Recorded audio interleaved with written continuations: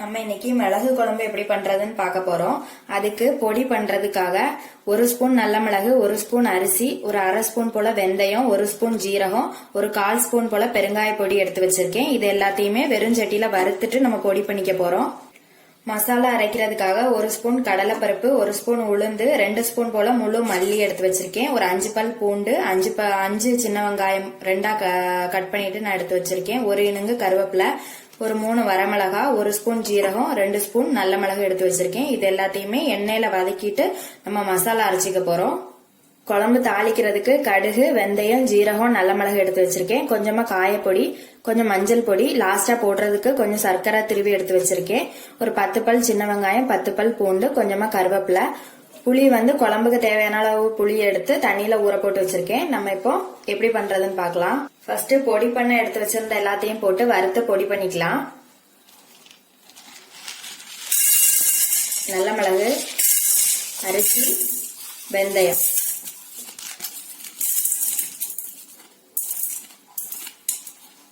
இது மூணையும் வறுத்ததுக்கு அப்புறமா ஜீரகமும் காயப்பொடியும் போட்டுக்கலாம்.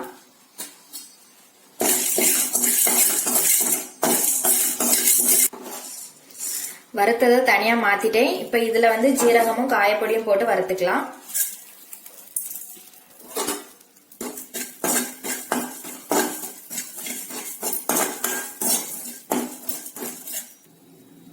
வறுத்தாச்சு. இதை ஆற வச்சு பொடி பண்ணிக்கலாம்.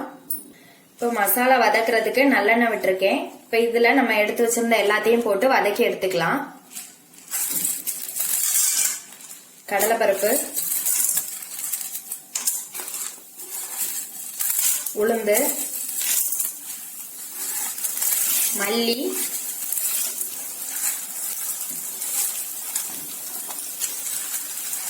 நல்ல மிளகு,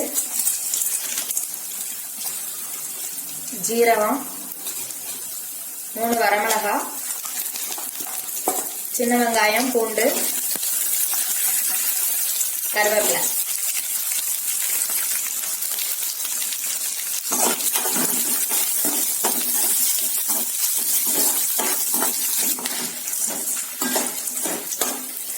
நல்லா வதக்கியாச்சு. இதை ஆற வச்சு அரைச்சிட்டு வந்துடலாம்.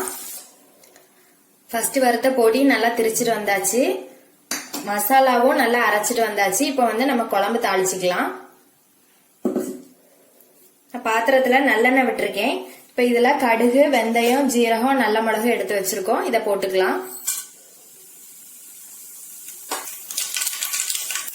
நல்லா பொரிஞ்சிட்டு பூண்டு, சின்ன வெங்காயம் போட்டுக்கலாம்.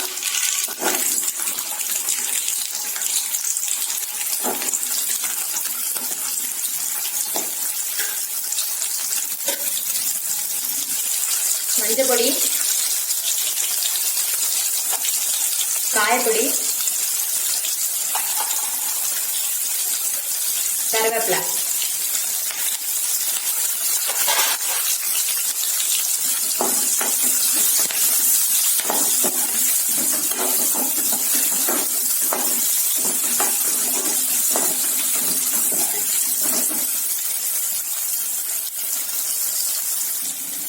இப்ப இது கூட நம்ம அரைச்சிட்டு வந்த மசாலாவை போட்டுக்கலாம்.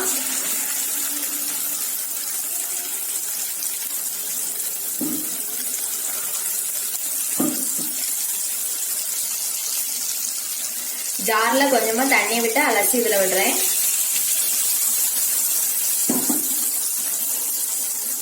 இப்ப இது கூட புளி தண்ணியும் கரைச்சி விட்டுக்கலாம்.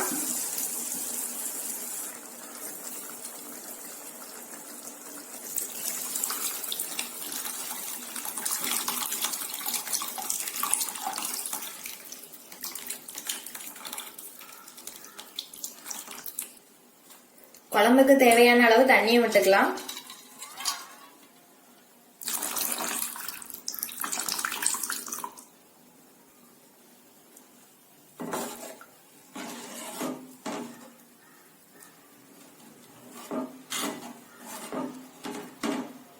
கட்டி இல்லாம எல்லாத்தையும் ஒன்னா கலந்துக்கலாம். எல்லாத்தையும் கலந்தாச்சு. இப்ப குழம்புக்கு தேவையான அளவு உப்பு போட்டுக்கலாம்.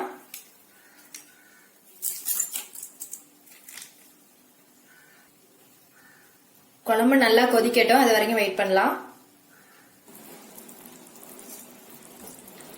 குழம்பு நல்லா கொதிக்க ஆரம்பிச்சிட்டு இப்போ நம்ம திரிச்சு வச்ச பொடியில இருந்து ஒரு ஸ்பூன் இதுல போட்டுக்கலாம்.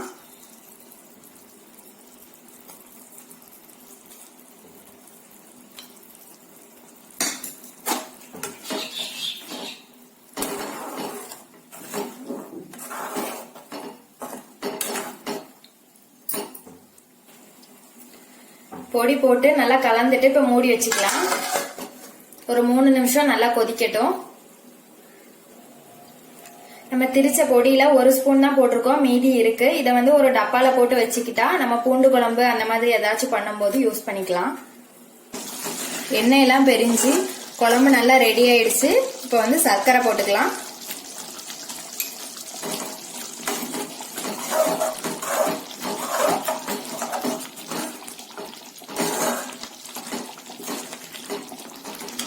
அடுப்பு ஆஃப் பண்ணிடலாம். இது வேற பாத்திரத்துல மாத்திட்டு உங்களுக்கு காமிக்கிறேன். குழம்பு பவுல்ல மாத்தியாச்சு. இது சளி இருமல்லாம் இருக்கிற டைம்ல இது மாதிரி குழம்பு வச்சு சாப்பிடலாம், நல்லா இருக்கும். சின்னவங்கல இருந்து பெரியவங்க வரைக்கும் எல்லாருமே சாப்பிடலாம். இது மாதிரி நீங்களும் செஞ்சு பாருங்க. செஞ்சு பார்த்துட்டு எப்படி இருக்குதுன்னு சொல்லி கமெண்ட்ல சொல்லுங்க. தேங்க்யூ.